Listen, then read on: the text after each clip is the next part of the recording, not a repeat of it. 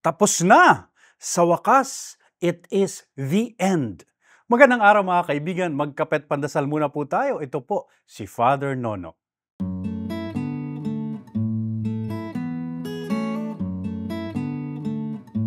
Opo, pagkatapos ng maraming taon, tapos na ang serye ng Hollywood action film na Mission Impossible, starring ang super sikat na si Tom Cruise. O, napanood nyo na?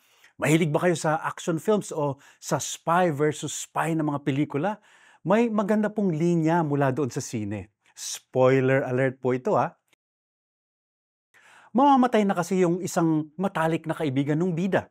At alam naman natin na madrama itong ating bida. Marami siyang pinagsisisihan sa buhay. Marami raw siyang nagawang pagkakamali. Kaya heto ang payo ng kaibigan niya sa kanya. One action does not define us. Our life is the summary of all our choices. Sa Tagalog, ang pagkatao mo ay hindi nakabatay sa isa lang o ilang bagay na nagawa mo. Ang buhay mo ay ang kabuuan ng lahat ng iyong pagpapasya. Napakaganda po nun, lalo na't marami sa atin tulad noong bida, madrama. Dahil sa isa o ilang pagkakamaling nagawa sa buhay, nanliliit na o pakiramdam ay wala ng karapatang mabuhay pa.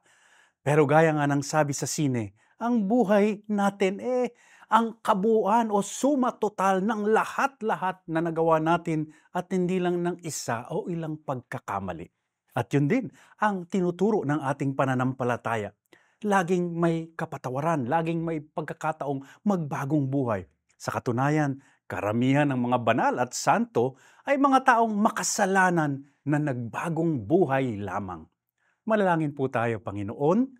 Maraming salamat sa inyong pagpapatawad at sa inyong pagtanggap at pagmamahal sa amin na mga makasalanan. Amen.